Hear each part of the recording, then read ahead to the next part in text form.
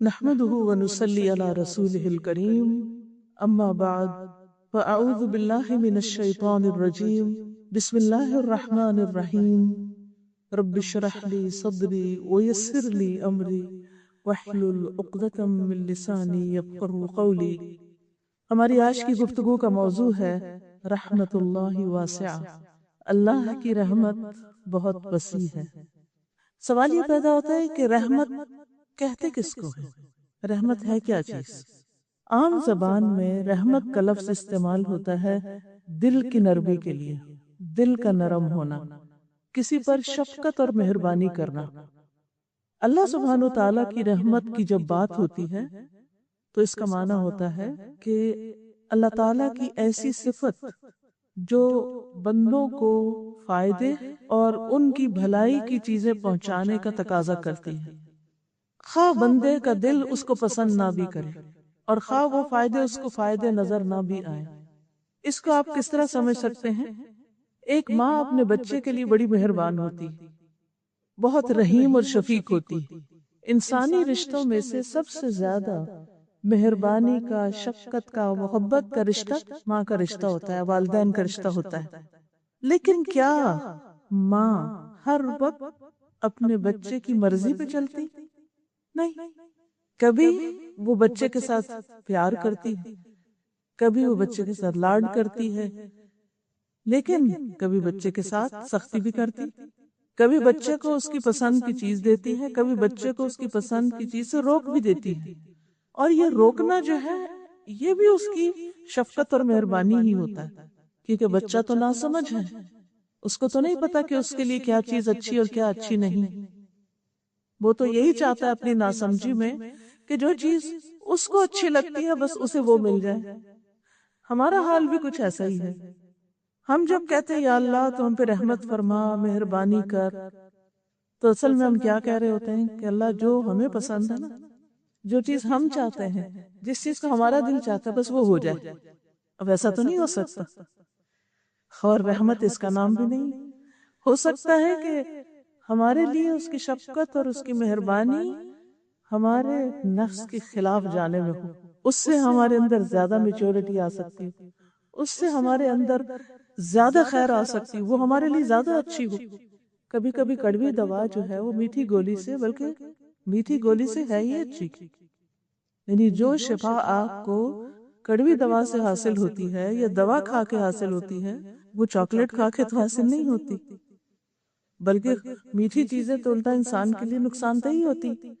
تو اگر انسان کی زندگی میں ہر وقت آسانیاں ہی ہو جائیں، ہر وقت سہولتیں ہی ہو جائیں، ہر وقت مرضی کے مطابق ہی ہر کام ہوتا جائے، تو اس چیز سے انسان کا نفس بڑا موٹا ہو جاتا ہے، بعض اوقات اس کے اندر سرکشی آ جاتی، تکبر اور غرور آنے لگتا ہے، وہ اپنے آپ کو بڑی چیز سمجھنے لگتا ہے، وہ سمجھتا ہے کہ میں تو بہت اچھا ہوں، اسی لیے میرا سارا معاملہ بہت ہی اچھا ہے، میرے لیے ہر چیز بہت آسان ہے۔ تو اللہ سبحانہ وتعالی جب اپنے بندوں پر رحمت فرماتا ہے تو اس کی رحمت کے مختلف طرح کے مظاہر ہوتے ہیں، اور ویسے بھی رحمت کی دو قسمیں ہیں، ایک عام قسم ہے اور ایک خاص قسم ہے۔ رحمت عام جو ہے اللہ تعالیٰ کی، وہ مسلم، کافر، نیک، گناہگار، انسان، حیوان، نباتات سب کے لیے ہے۔ وہ خاص رحمت سب پر ہے، خواہ کوئی اس کا وفادار ہے یا نہیں ہے، وہ سب کے لیے مہربان ہے، وہ سب کو رزق دے رہا ہے، سب کو زندگی سے لطف اندوز ہونے کا موقع دے رہا ہے۔ اللہ سبحانہ وتعالیٰ کا ارشاد ہے رحمتی وسعت کل شیء، میری رحمت ہر چیز کو گھیرے ہوئے ہے۔ سورۃ غافر آیت 7 میں آتا ہے وسعت کل شیء رحمتا، تو نے اپنی رحمت اور علم سے ہر چیز کا احاطہ کر رکھا ہے، یعنی تیری رحمت ہر چیز کو گھیرے ہوئے ہے۔ دوسری قسم جو رحمت خاص ہے، وہ اللہ سبحانہ وتعالیٰ کی رحمت اس کے خاص بندوں جیسے انبیاء، رسل، اولیاء اور مومن بندوں کے ساتھ ہے، اور یہ خاص رحمت ہے۔ قرآن مجید سورۃ الاحزاب میں آتا ہے وَكَانَ بِالْمُؤْمِنِينَ رَحِيمًا، اور اللہ مومنوں پر بڑا مہربان ہے، بہت مہربان ہے، یعنی ایمان والوں پر وہ ہمیشہ ہی بڑا مہربان ہے۔ ایک اور جگہ پر آتا ہے سورۃ التوبہ میں انہ بہم رؤوف الرحیم، کیونکہ اللہ مسلمانوں پر بڑا مہربان اور رحم کرنے والا ہے۔ لیکن آپ نے دیکھا ہوگا کہ انبیاء اور اولیاء اور مومنوں پر ہمیشہ اچھے حالات تو نہیں ہوتے، وہ تکلیفوں سے بھی گزرتے ہیں، ناپسندیدہ حالات سے بھی گزرتے ہیں، لیکن وہ آزمائشیں بھی ان پر ایک طرح سے اللہ کی رحمت ہی ہوتی ہے، کیونکہ ان کے ذریعے وہ ان کا حوصلہ بھی بلند کرتا ہے اور ان کے درجات بھی بلند کرتا ہے۔ بہت سی چیزیں انسان کو جو آسانی سے مل جاتی ہیں ان کی وہ قدر نہیں ہوتی، لیکن جس چیز کو انسان مشقت کے بعد حاصل کرتا ہے پھر اس کی قدر بھی اور طرح کی ہوتی ہے۔ بہرحال یہ یاد رہے کہ اللہ سبحانہ وتعالی کی رحمت ہر چیز کو گھیرے ہوئے ہے، وَرَحْمَتِي وَسِعَتْ كُلَّ شَيْءٍ۔ اسی طرح حاملین عرش فرشتے جو ہیں، جو عرش اٹھائے ہوئے ہیں، وہ اللہ سبحانہ وتعالی کی رحمت کے بارے میں کہتے ہیں الذین یحملون العرش ومن حولہ یسبحون بحمد ربہم ویؤمنون بہ ویستغفرون للذین آمنوا ربنا وسعت كل شیء رحمتا وعلما فاغفر للذین تابوا واتبعوا سبیلک وقہم عذاب الجحیم۔ جو فرشتے عرش اٹھائے ہوئے ہیں اور جو اس کے ارد گرد ہے، یعنی کچھ تو عرش اٹھائے ہوئے ہیں اور کچھ عرش کے گرد گھیرا ڈالے ہوئے ہیں، وہ سب اپنے پروردگار کی حمد کے ساتھ اس کی تسبیح کرتے ہیں اور اس پر ایمان رکھتے ہیں، اور ایمان والوں کے لیے استغفار کرتے ہیں، بخشش کی دعائیں مانگتے ہیں۔ کیا کہتے ہیں؟ اے ہمارے رب، تو نے اپنی رحمت اور علم سے ہر چیز کا احاطہ کر رکھا ہے، لہٰذا جن لوگوں نے توبہ کی ہے اور تیری راہ کی پیروی کی ہے انہیں تو بخش دے اور دوزخ کے عذاب سے بچا لے۔ تو اس سے یہ پتہ چلتا ہے کہ فرشتے اللہ کی رحمت کا وسیلہ بنا کر ایمان والوں کے لیے استغفار کی اور رحمت کی دعائیں کرتے ہیں۔ اس سے ہمیں اندازہ ہوتا ہے کہ یہ ایمان جو ہے یہ بذات خود کتنی قیمتی چیز ہے۔ اللہ سبحانہ تعالیٰ کی رحمت کے سلسلے میں ایک اور بات یاد رہے کہ اللہ سبحانہ تعالیٰ نے رحمت کو اپنے لیے لازم کر رکھا ہے۔ سورۃ الانعام میں آتا ہے کتب ربکم علی نفسہ الرحمہ، تمہارے رب نے رحم کرنا اپنے اوپر لازم کر لیا۔ اس لیے ہمارے دل میں کبھی یہ خیال نہیں جانا چاہیے کہ میرے ساتھ بڑا ظلم ہوا ہے، یا اللہ سبحانہ تعالیٰ مجھ پر رحم نہیں کر رہا، یا میرے ساتھ زیادتی ہو گئی ہے، یعنی کسی بھی تکلیف، دکھ یا مصیبت کے وقت نہیں۔ اللہ اپنے بندوں پر نہایت مہربان ہے۔ حدیث مبارکہ میں آتا ہے رسول اللہ صلی اللہ علیہ وسلم نے فرمایا جب اللہ تعالیٰ مخلوق کو پیدا کر چکا تو اپنی کتاب یعنی لوح محفوظ میں جو اس کے پاس عرش پر موجود ہے اس نے لکھا کہ میری رحمت میرے غضب پر غالب ہے۔ یعنی جہاں اللہ تعالیٰ مہربان ہے وہاں اللہ تعالیٰ غضبناک بھی ہوتے ہیں، غلط کام کرنے والوں سے ناراض بھی ہوتے ہیں، لیکن اس کی رحمت اس کے غضب پر بھاری ہے، اس کی رحمت اس کے غضب سے زیادہ ہے۔ ایک اور حدیث سے ہمیں پتہ چلتا ہے کہ اللہ کی رحمتیں 100 ہیں، یعنی اللہ کی رحمت 100 درجوں میں ہے۔ ان میں سے ایک جنات، انسانوں، چوپایوں، کیڑوں مکوڑوں کے لیے نازل کی ہے اس نے، جس کی وجہ سے وہ ایک دوسرے پر شفقت اور مہربانی کرتے ہیں، رحم کرتے ہیں۔ اسی وجہ سے وحشی جانور اپنے بچے پہ شفقت کرتا ہے، یعنی مثال کے طور پر شیر جو دوسرے جانوروں کا شکار کرتا ہے لیکن اپنے بچے کو نہیں کھاتا، تو یہ بھی اللہ تعالیٰ کی ڈالی ہوئی اس رحمت کا نتیجہ ہے۔ اور جو 99 حصے ہیں اس کی رحمت کے، وہ اللہ سبحانہ تعالیٰ نے قیامت کے لیے مخصوص کر رکھے ہیں، جو اپنے بندوں پر خاص رحمت کرے گا، یعنی اپنے بندوں کو رحمت سے نوازے گا۔ دنیا میں بھی انسان کو اس رحمت کی ضرورت ہے، لیکن حقیقت یہ ہے کہ قیامت کے دن ہم سب کو اس کی بہت زیادہ ضرورت ہے۔ اور یاد رکھیے کہ کوئی بھی شخص اللہ کی رحمت کے بغیر جنت میں جا ہی نہیں سکتا، کیونکہ ہم میں سے کوئی شخص عمل کے ساتھ جنت کی قیمت نہیں چکا سکتا۔ کہ اگر ہم میں سے کوئی یہ سمجھے نا کہ میں نے تو اتنے اچھے کام کر لیے کہ اب تو جنت میرا حق بن گئی یا میں اس کی حقدار ہو گئی، تو یہ غلط فہمی ہے۔ ہم میں سے کوئی بھی جنت کا حقدار نہیں ہے، یہ اللہ کی رحمت ہے کہ وہ ہمیں اپنی رحمت سے اس میں داخل کرے۔ اور جنت کا ایک نام بھی رحمت رکھا ہے اللہ نے، اللہ تعالیٰ فرماتے ہیں انتی رحمتی، تو میری رحمت ہے، ارحم بکی من اشاء، تیرے ذریعے میں رحمت کروں گا جس پر میں چاہوں گا. تو اللہ تعالیٰ جس پر چاہتا ہے رحمت فرماتا ہے. لیکن یہ ہمیشہ یاد رہے کہ اللہ کی رحمت بہت وسیع ہے. رسول اللہ صلی اللہ علیہ وسلم نے فرمایا، اور یہ صحیح مسلم کی روایت ہے، اللہ نے آسمان اور زمین کی پیدائش کے دن، یعنی جس دن آسمان اور زمین بنے تھے، اس دن 100 رحمتوں کو پیدا کیا تھا. ہر رحمت آسمان اور زمین کے درمیانی خلا کے برابر ہے، اتنی زیادہ ہے. یعنی زمین سے لے کر آسمان تک یہ جو خالی جگہ آپ کو نظر آتی ہے، اس میں سے ہر رحمت، یعنی 100 جو رحمتیں ہیں ان میں سے ہر رحمت اتنی زیادہ ہے جس سے زمین سے آسمان تک کی ساری خلا بھر جائے. اس سے آپ اس کی رحمت کی وسعت کا اندازہ لگا سکتے ہیں. جب ہم کہتے ہیں نا رحمت اللہ واسعہ، جب آپ نے اس لیکچر کا ٹائٹل سنا ہوگا یا پڑھا ہوگا تو آپ سوچ رہے ہوں گے کہ اچھا اللہ کی رحمت وسیع ہے، کتنی وسیع، تو اس کا ہم اندازہ نہیں کر سکتے. لیکن اس کی وسعت کا اندازہ، ہماری عقل جو ہے وہ مادی چیزوں کو دیکھ کے بات زیادہ سمجھتی ہے. ہمیں سمجھانے کے لیے بتائی گئی کہ اتنی زیادہ ہے جیسے زمین اور آسمان کے درمیان کی خلا کی جگہ ہے. اور اس میں سے ایک رحمت جو ہے 99 میں سے، جن میں سے ہر ایک اتنی دفعہ، اس کو 99 سے ملٹیپلائی مزید کر لیں، ان میں سے بس صرف ایک حصہ زمین پر اتارا گیا ہے، جس کی وجہ سے جانور، پرندے، چرندے، انسان، حیوان، یہ سارے آپس میں ایک دوسرے سے محبت کرتے ہیں. یہ جو ہمارے دلوں میں انسانوں کے ساتھ شفقت، محبت اور رحمت کے جذبات ہیں، یہ بھی دراصل ہمارے ذاتی نہیں ہیں، یہ بھی اللہ کی دین ہے. اللہ دلوں میں ڈالتا ہے تو ہم دوسروں کے ساتھ شفقت کا معاملہ کرتے ہیں.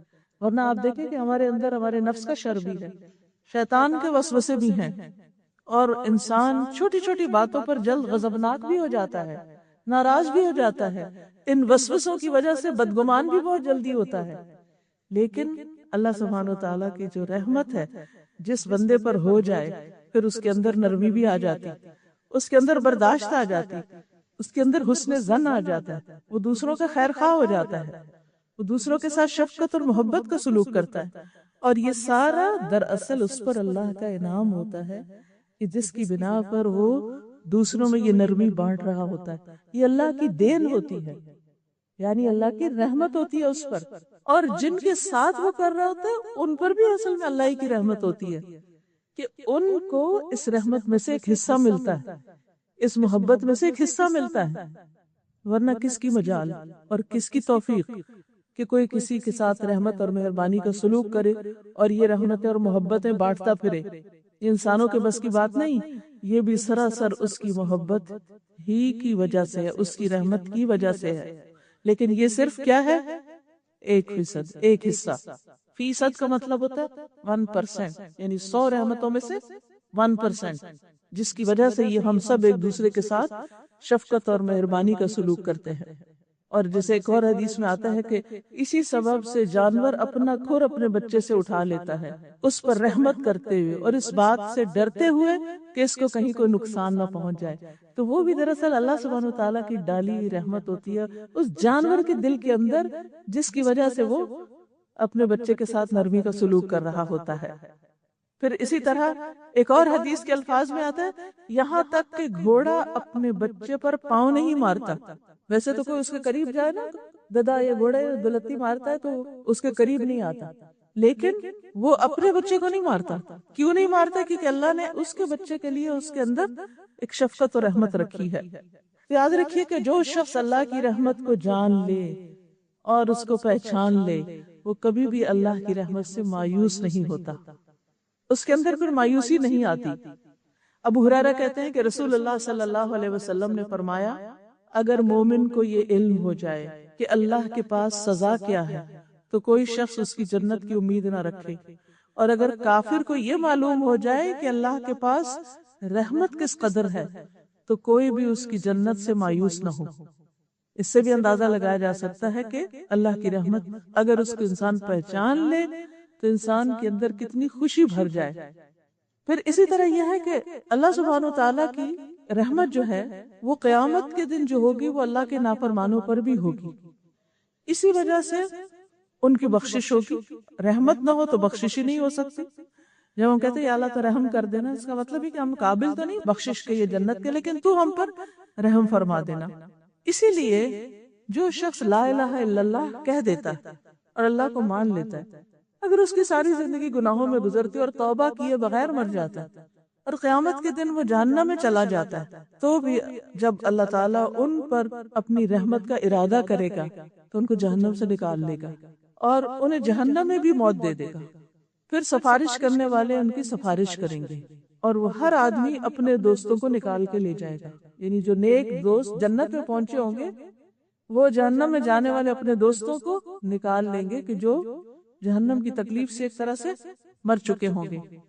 پھر اللہ سبحانہ وتعالی ان لوگوں کو ایک خصوصی نہر میں، جس کا نام نہر حیا یا حیوان یا حیات یا نہر جنت ہوگا، یہ مختلف نام آتے ہیں اس نہر کے مختلف جگہوں پر، تو اس نہر میں وہ غسل کریں گے، اللہ ان کو اس میں ڈالے گا اور ایسے اگائیں گے جیسے سیلاب کے بہاؤ میں دانہ اگاتا ہے، یعنی دوبارہ سے ان کے جسم ایک طرح سے پیدا ہوں گے.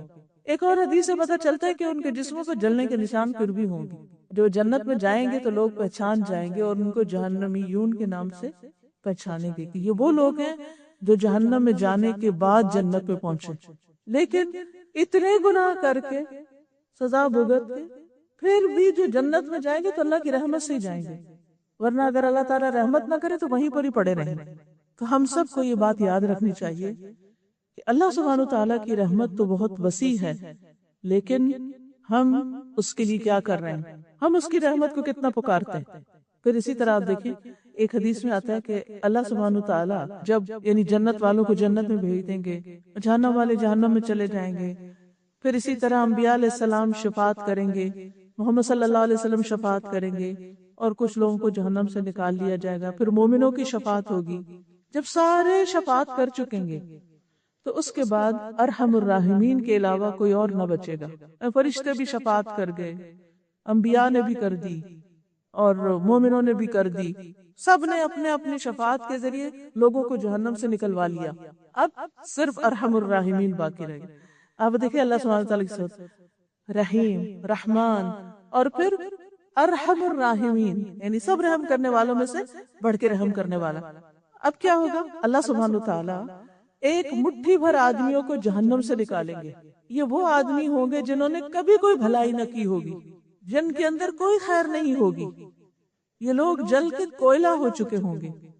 اللہ تعالیٰ ان کو ایک نہر میں ڈالیں گے جو جنت کے دروازوں پر ہوگی، جس کو نہر الحیا کہا گیا، اور اس میں اتنی جلدی تر و تازہ ہوں گے جس طرح دانہ پانی کے بہاؤ میں کوڑے کچرے کی جگہ پر اگ آتا ہے. یعنی وہ بظاہر دیکھنے میں وہ گندی سی چیز نظر آتی ہے لیکن ایک دم اس میں سے گرین پودا نکل آتا ہے. تو ایسے ہی یہ بھی نکل آئیں گے موتیوں کی طرح چمکتے ہوئے.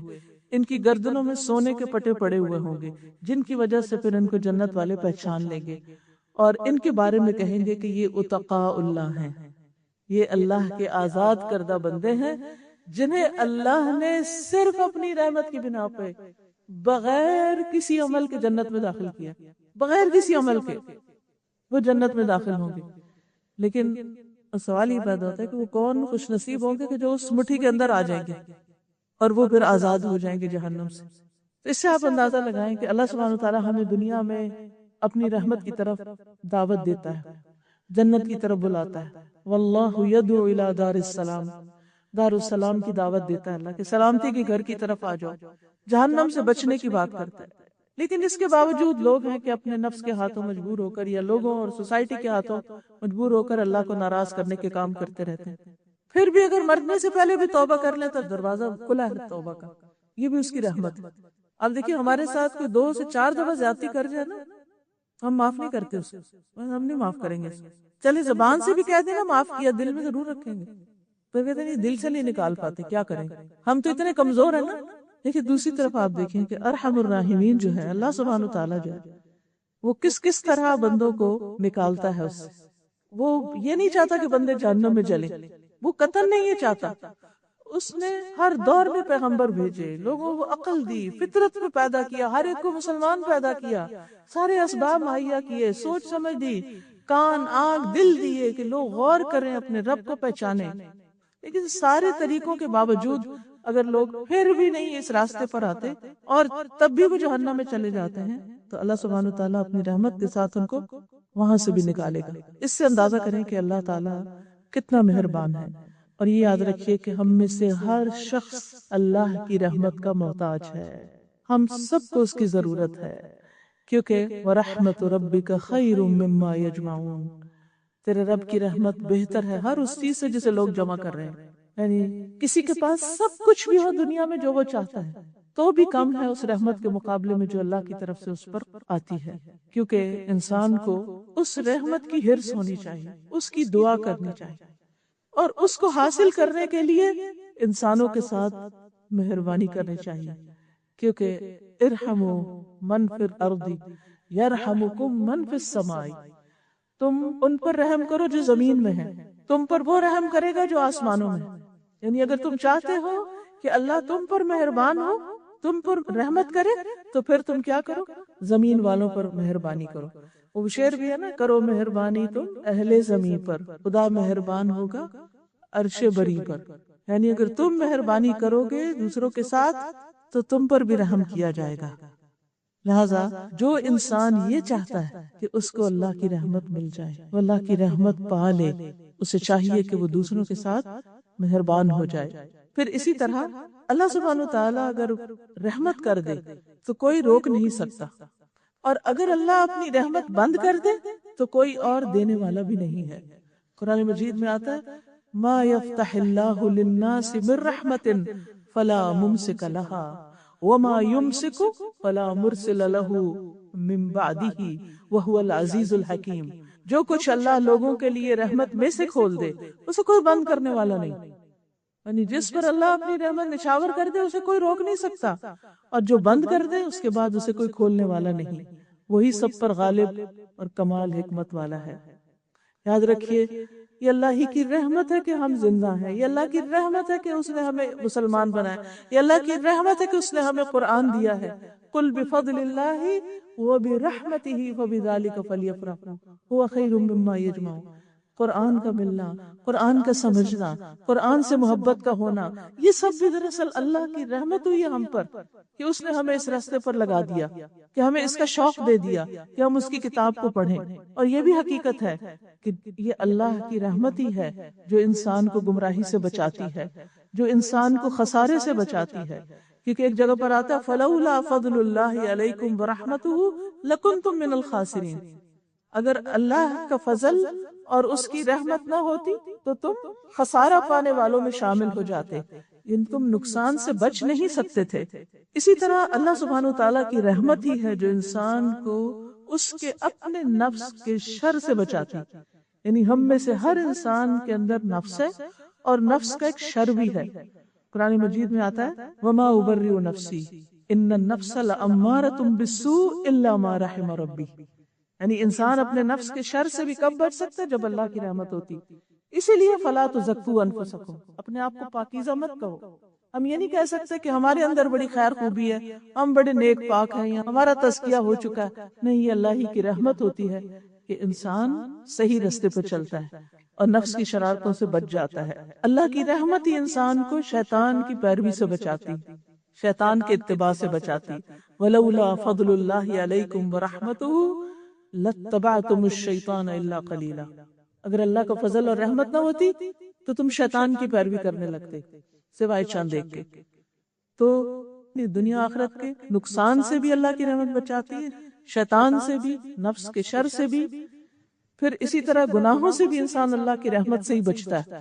ہمارے اندر کوئی کمال نہیں، کوئی طاقت نہیں. یعنی کبھی کوئی تعریف بھی کرے نا کہ آپ تو بڑے نیک ہیں اور آپ نے تو سارے غلط کام چھوڑ دیے، تو اب سوچا کری تو اللہ کی رحمت ہوئی. اگر میں کچھ واقعی کر رہی تو ہم سمجھتے کہ کچھ ہو رہا ہے تو صرف اس کی رحمت سے ہی ہو رہا ہے. میرے اندر کوئی کمال نہیں ہے، اس میں میرا کچھ نہیں ہے، یہ اس نے مہربانی کی ہے مجھ پر. پھر اسی طرح گھروں کے اندر آپس میں محبت، اتفاق، سلوک، اور آپس میں لوگوں کا ایک دوسرے کے ساتھ اچھا سلوک کرنا، یہ بھی دراصل اللہ کی رحمت ہی ہوتی ہے. کیونکہ انسانوں کے اندر اختلاف تو ہوتا ہی ہے. وَلَا يَزَالُونَ مُخْتَلِفِينَ إِلَّا مَنْ رَحِمَ رَبُّكَ. لوگ ہمیشہ آپس میں اختلاف کرتے رہیں گے مگر جس پر تیرے رب کی رحمت ہو جائے. جس پہ رب کی رحمت ہو جائے ان لوگوں کے اندر موافقت ہو جاتی ہے، آپس میں محبتیں ہو جاتی ہیں، آپس میں ایک دوسرے کی کیئر اور ایک دوسرے کے بارے میں کنسرن ہوتا ہے انسان کے اندر پھر، اور یہ بھی اللہ کی رحمت ہوتی ہے۔ یاد رکھیے اللہ کی رحمت ہی کی وجہ سے اخلاق بھی اچھے ہوتے ہیں۔ نبی صلی اللہ علیہ وسلم کے بارے میں آتا ہے قرآن مجید میں فَبِمَا رَحْمَةٍ مِّنَ اللَّهِ لِنْتَ لَهُمْ، اللہ کی رحمت کی وجہ سے ہی آپ ان کے لیے مہربان ہیں، یعنی یہ آپ پر اللہ کی رحمت ہے کہ آپ ان کے ساتھ نرم ہیں، مہربانی کا اچھا سلوک کرتے ہیں۔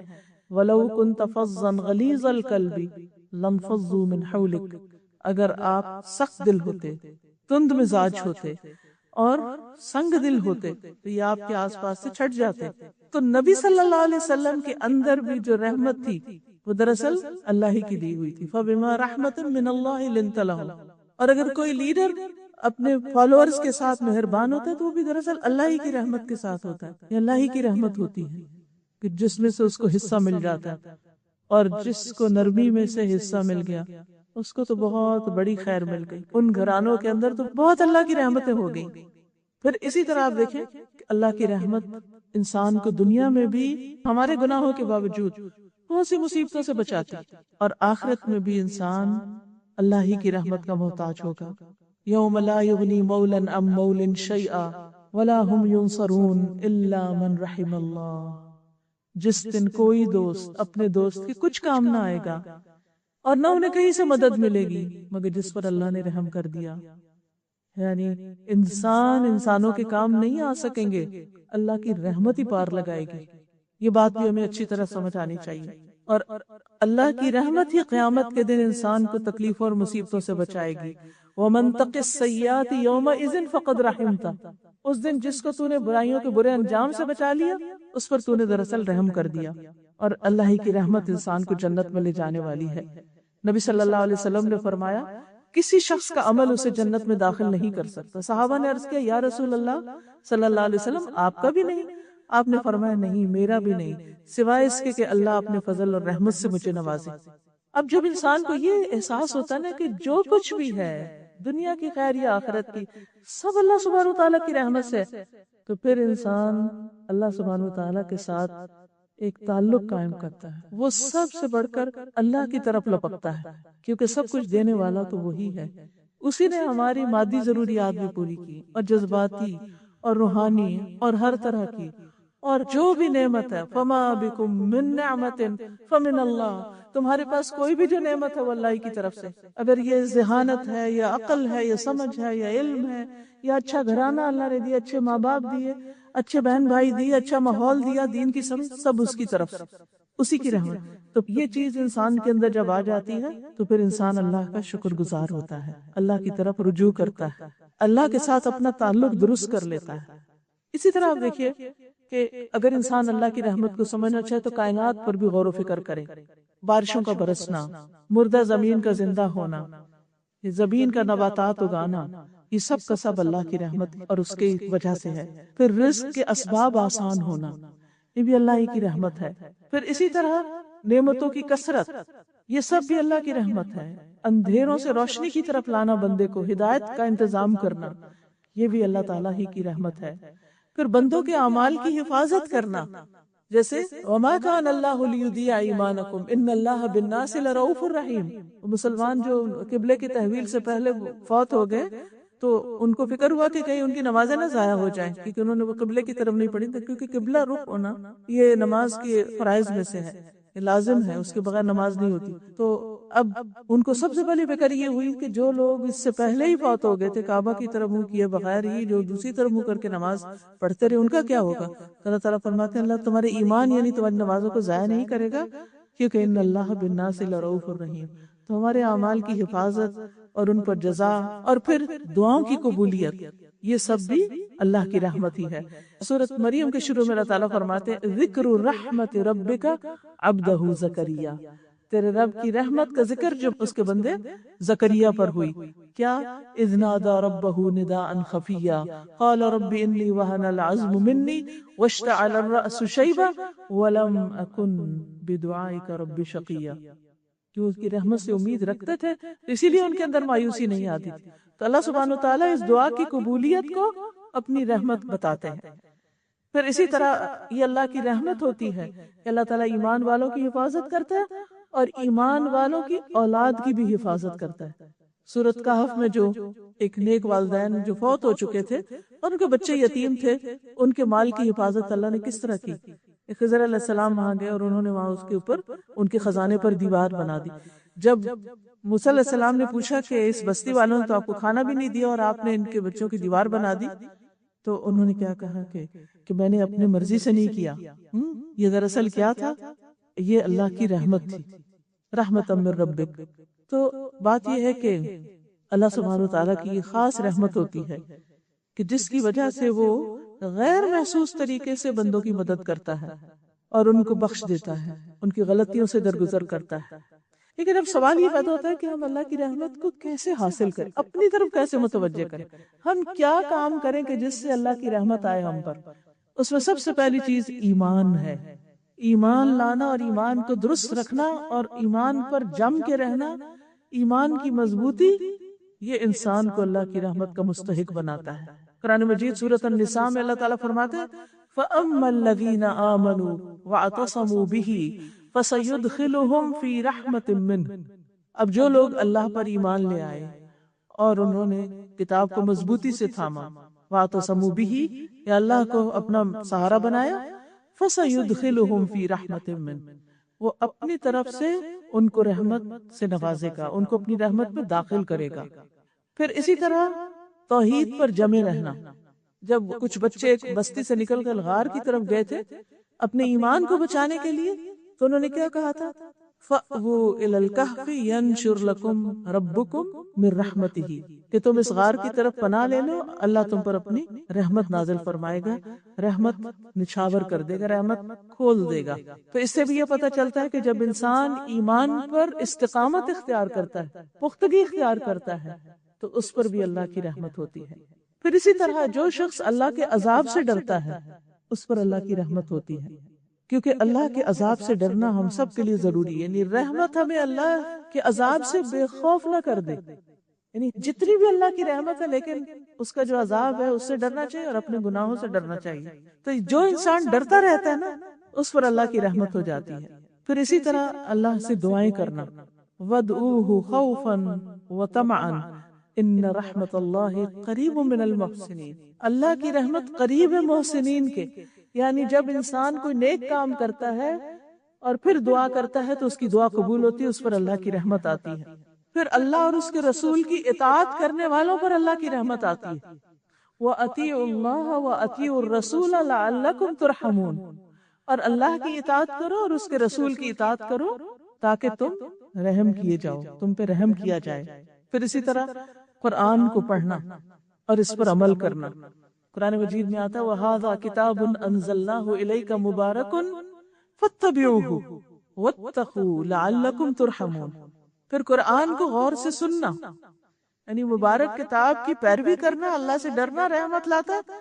پھر جو شخص فَإِذَا قُرِئَ الْقُرْآنُ فَاسْتَمِعُوا لَهُ وَأَنصِتُوا لَعَلَّكُمْ تُرْحَمُونَ، جب قرآن پڑھا جا رہا ہو تو چپ ہو جاؤ، غور سے سنو تاکہ تم پہ رحم کیا جائے۔ یعنی یہ چیز بھی اللہ کی رحمت کو لاتا ہے۔ یعنی جب ایک بندہ اللہ کے کلام کی طرف متوجہ ہوتا ہے، لیکن کتنی دفعہ ایسا ہوتا ہے تلاوت لگی ہوتی ہے اور ہماری باتیں نہیں ختم ہوتی۔ پھر اسی طرح یہ ہے کہ اپنے فرائض ادا کرنا، فرائض کی ادائیگی رحمت کا سبب بنتی ہے۔ نیک عمل، فَأَمَّا الَّذِينَ آمَنُوا وَعَمِلُوا الصَّالِحَاتِ فَيُدْخِلُهُمْ رَبُّهُمْ فِي رَحْمَتِهِ ذَلِكَ هُوَ الْفَوْزُ الْمُبِينُ۔ رہے وہ لوگ جو ایمان لائے اور انہوں نے نیک عمل کیے، اللہ انہیں اپنی رحمت میں داخل کرے گا، یہی کھلی کامیابی ہے۔ تو نیک اعمال جو ہے وہ اللہ کی رحمت کا ذریعہ بنتے ہیں۔ ان نیک اعمال میں سب سے پہلے نماز آتی ہے۔ حدیث میں آتا ہے کہ جب تم میں سے کوئی شخص نماز کے لیے کھڑا ہوتا ہے تو اللہ کی رحمت اس کی طرف متوجہ ہو جاتی ہے۔ سبحان اللہ، یعنی نماز سب سے بہترین ذریعہ ہے اللہ کی رحمت کو اپنی طرف متوجہ کرنے کا۔ اسی وجہ سے ہم دیکھتے ہیں کہ نبی صلی اللہ علیہ وسلم جب ان پر کوئی تکلیف آتی تو وہ کیا کرتے تھے، کوئی پریشانی آتی تھی تو کیا کرتے تھے، فوراً نماز کی طرف دوڑتے تھے، فزع الی الصلاۃ، تاکہ اللہ کی رحمت کو متوجہ کر سکیں۔ پھر اسی طرح نوافل پڑھنا، خصوصاً عصر سے پہلے کی 4 رکعتیں، ان کے بارے میں حدیث میں آتا ہے رحم اللہ امرأن صلی قبل العصر 4، اللہ اس شخص پر رحمت فرمائے جو عصر سے پہلے 4 رکعتیں پڑھے۔ اب یہ نہ تو فرض ہے نہ ہی سنت مؤکدہ ہے، لیکن اگر کوئی شخص پڑھتا ہے تو اللہ کی رحمت کو اپنی طرف متوجہ کرتا ہے۔ اسی طرح رات کا قیام اور گھر والوں کو نماز کے لیے جگانا، تو جگانے والا شوہر ہو یا بیوی ہو، اس کے بارے میں حدیث میں آتا ہے اللہ اس شخص پہ رحم کرے جو رات کو اٹھے اور نماز پڑھے اور اپنی بیوی کو جگائے، اور اللہ اس عورت پر رحم کرے جو اٹھے اور نماز پڑھے اور پھر شوہر کو بھی جگائے۔ اس سے یہ پتہ چلتا ہے کہ اپنے گھر والوں کو نیکی کا حکم دینا، ان کو نیکی میں تعاون دینا اور ان کو نیکی کے راستے پر لگانا، یہ بھی رحمتیں لاتا ہے۔ پھر نماز کے بعد مصلی پہ بیٹھے رہنا، ذکر اذکار کرنا، دعا کرنا، یہ بھی اللہ کی رحمت کا سبب بنتا ہے۔ اور ایسے شخص کے لیے جب تک اس کا وضو نہ ٹوٹے اور وہ ذکر کرتا رہے، فرشتے دعا کرتے ہیں، کہتے ہیں اللہم اغفر لہ وارحمہ، اللہ اس کی بخشش فرما، اللہم ارحمہ، اللہ اس پہ رحم فرما، یعنی فرشتے اس کے لیے رحمت کی دعائیں کرتے ہیں۔ پھر اسی طرح اللہ کے راستے میں نکلنا، اللہ کے راستے میں ہجرت کرنا، دین کے کام کے لیے نکلنا، وہ لوگ بھی اللہ کی رحمت کے امیدوار ہیں۔ پھر اسی طرح جان و مال سے اللہ کے راستے میں جہاد کرنا، اللہ کا قرب پانے کے لیے صدقہ کرنا، یہ جو صدقہ ہے یہ بھی اللہ کی رحمت کو متوجہ کرتا ہے، قرب الہی کا ذریعہ ہوتا ہے۔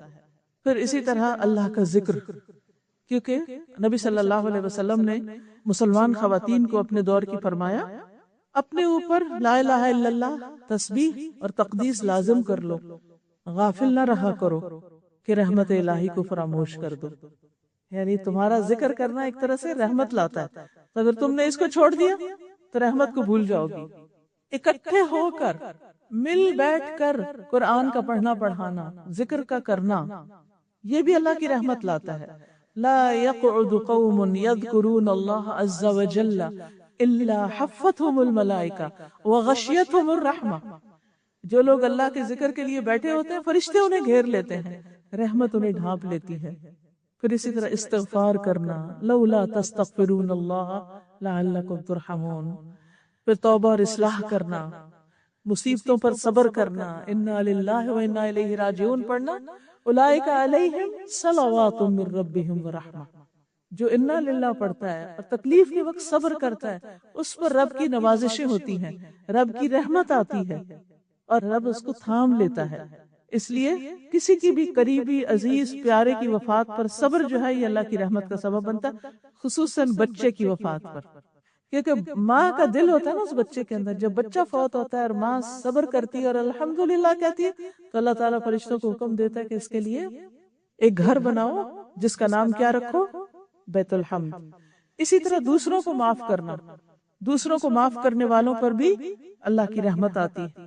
پھر اسی طرح دوسروں پر رحم کرنا، حدیث میں آتا ہے انما یرحم اللہ من عبادہ الرحماء، اللہ تعالیٰ اپنے بندوں میں سے ان بندوں پہ رحم کرتے ہیں جو دوسرے بندوں کے ساتھ رحم کرتے ہیں، یعنی اگر ہم بندوں کے ساتھ مہربانی کریں گے تو اللہ تعالیٰ ہم پر مہربانی کرے گا۔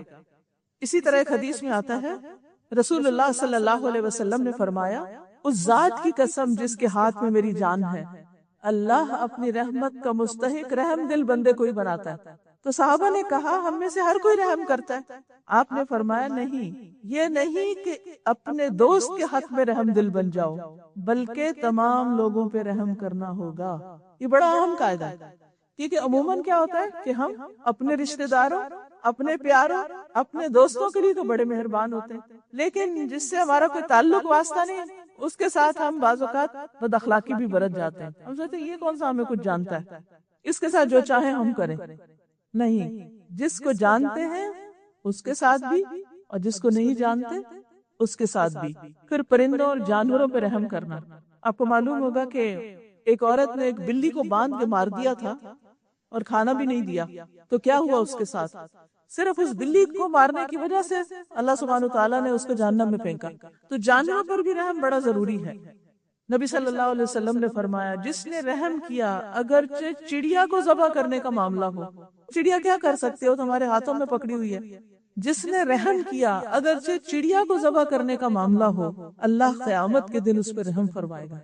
پھر اسی طرح ایک شخص نے کہا اللہ کے رسول میں بکری ذبح کرتا ہوں اور اس کے ساتھ شفقت کرتا ہوں، یعنی اس کو پانی پلا کے، اس پہ ہاتھ پھیر کے، اس کو اچھی طرح لٹا کے، کیونکہ بعض ہوتے ہیں نا ڈانٹ ڈپٹ گالیاں دیتے دیتے وہ ذبح کر دیتے ہیں، جانوروں کے ساتھ سختی کرتے ہیں. نہیں، اس نے کہا کہ میں بکری ذبح کرتا ہوں اور اس کے ساتھ شفقت کرتا ہوں. تو آپ نے فرمایا اگر تو نے بکری کے ساتھ شفقت کی تو اللہ تعالیٰ تجھ پہ رحم فرمائے گا. کوئی نہیں ہمیں دیکھ رہا ہوتا، اللہ تو دیکھ رہا ہوتا ہے نا کہ ہم کس کے ساتھ کیا معاملہ کرتے ہیں. اسی طرح خرید و فروخت کے وقت، رکشے ٹیکسی والے کے ساتھ معاملہ کرتے وقت، قرض کے لین دین کے وقت، قرض کا تقاضا کرتے وقت، نبی صلی اللہ علیہ وسلم نے فرمایا اللہ ایسے شخص پر رحم کرے جو بیچتے وقت، خریدتے وقت اور تقاضا کرتے وقت نرمی سے کام لیتا ہے. پھر مسلمانوں کے درمیان صلح کرا دینا، آپس میں لوگوں کو جوڑنا، یہ بھی رحمت کا باعث بنتا ہے. امر بالمعروف اور نہی عن المنکر کرنا، اس سے بھی رحمت آتی ہے. قرآن مجید میں آتا ہے المؤمنون والمؤمنات بعضهم اولیاء بعض یأمرون بالمعروف وینہون عن المنکر ویقیمون الصلاة ویؤتون الزکاة ویطیعون اللہ ورسولہ اولئک سیرحمہم اللہ ان اللہ عزیز حکیم. مومن مرد اور مومن عورتیں ایک دوسرے کے مددگار ہیں جو بھلے کام کو حکم دیتے ہیں اور برے کام سے روکتے ہیں. وہ نماز قائم کرتے ہیں اور زکوٰۃ ادا کرتے ہیں اور اللہ اور اس کے رسول کا حکم مانتے ہیں. یہی لوگ ہیں جن پہ اللہ رحم فرمائے گا. یعنی ان کاموں سے بھی اللہ کی رحمت آتی. پھر اسی طرح جماعت سے جڑ کے رہنا، لوگوں کے ساتھ مل کے رہنا. حدیث میں آتا ہے والجماعت رحمت والفرقۃ عذاب. جماعت رحمت ہے، یعنی آپس میں مل جل کے رہنا، مل کے کام کرنا، ٹیم ورک کا ہونا رحمت ہے، اور افتراق عذاب ہے. پھر عیادت کرنا کسی بیمار کی، جب تک انسان مریض کے پاس بیٹھتا ہے اسے اللہ کی رحمت ڈھانپ لیتی ہے. اسی طرح رمضان کا مہینہ رحمتوں کا مہینہ ہے. رمضان میں کیا ہوتا ہے فتحت ابواب الرحمہ، رحمت کے دروازے کھول دیے جاتے ہیں، جہنم کے دروازے بند کر دیے جاتے ہیں. پھر نبی صلی اللہ علیہ وسلم کی احادیث کو لوگوں تک پہنچانا، یہ رحمت کا باعث بنتا ہے. نبی صلی اللہ علیہ وسلم نے دعا کی رحم اللہ امرأ سمع مقالتی، اللہ اس شخص پہ رحم فرما دے جس نے میری بات سنی. ایک اور جگہ آتا ہے سمع منی حدیثا، جس نے مجھ سے حدیث سنی، فبلغہ کما سمع، تو جیسی سنی ویسے پہنچا دی. فرب مبلغ او اعلم من سامع، کیونکہ کچھ ایسے ہیں جن کو پہنچائی جاتی ہے وہ سننے والوں سے زیادہ سمجھدار ہوتے ہیں. یعنی کچھ لوگ تو وہ تھے جنہوں نے نبی صلی اللہ علیہ وسلم سے ڈائریکٹ سنی، لیکن انہوں نے سن کے آگے جن کو سنائی انہوں نے اس میں سے کئی فقہی مسائل نکال لیے، بہت اور طرح سمجھا، اس کو بہت غور و فکر کیا، اس میں اس کی حفاظت کی، ان حدیثوں کو یاد کیا، ان پہ محنت کی. تو اس علم کو آگے سے آگے نسلوں تک پہنچانا جو ہے یہ بھی اللہ کی رحمت کو دعوت دیتا ہے.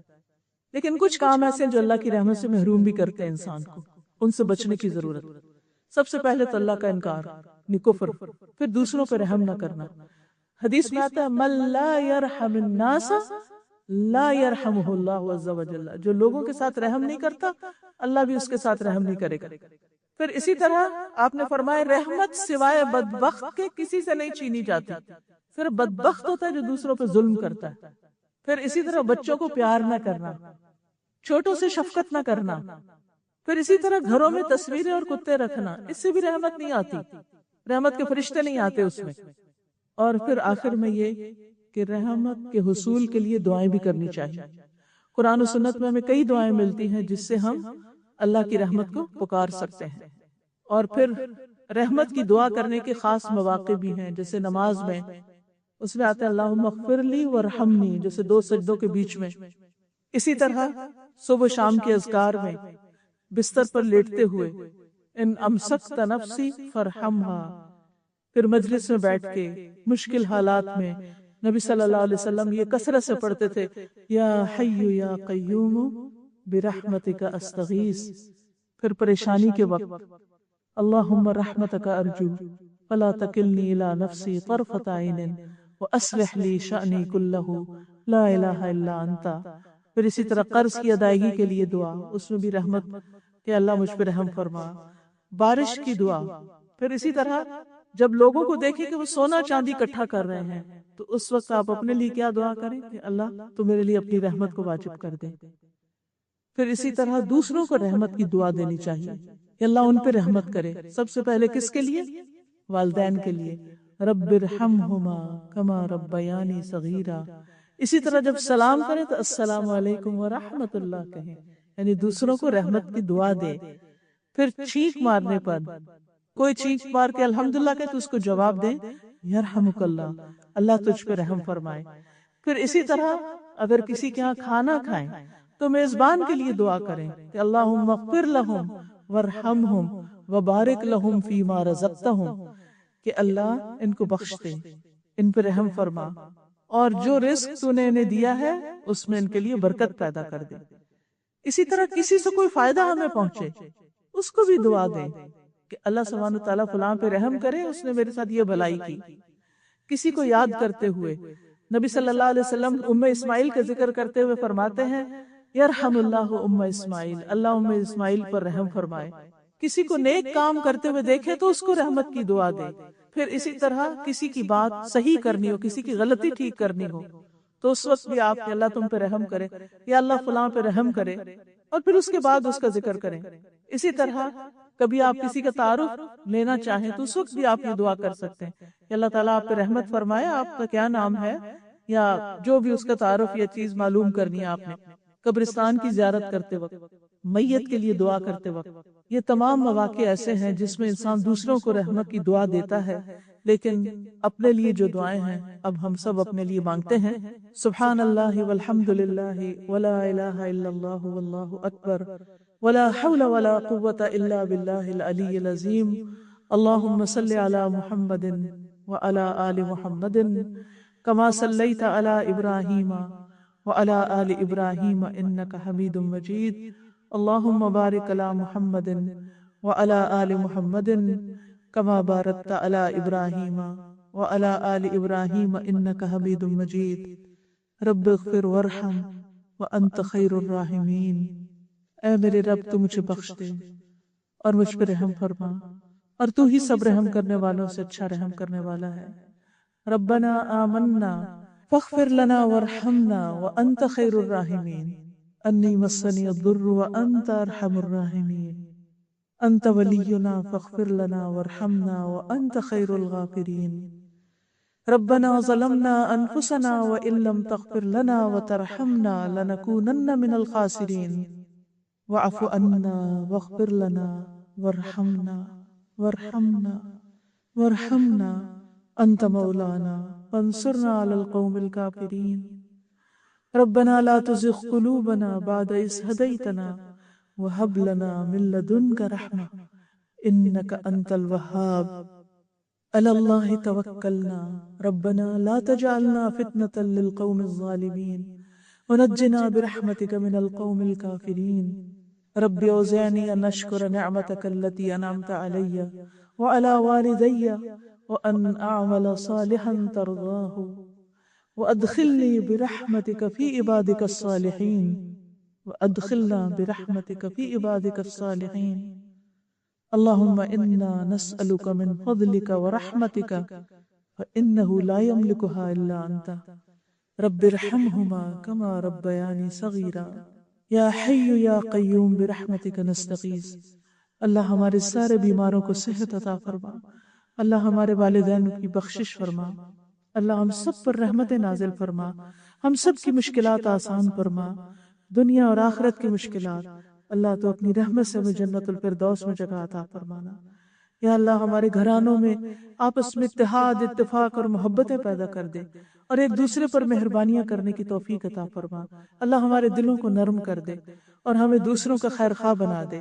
اللہ ہمارے رزق روزی میں، حلال روزی میں برکت عطا فرما اور ہم سب کو حرام سے بچا.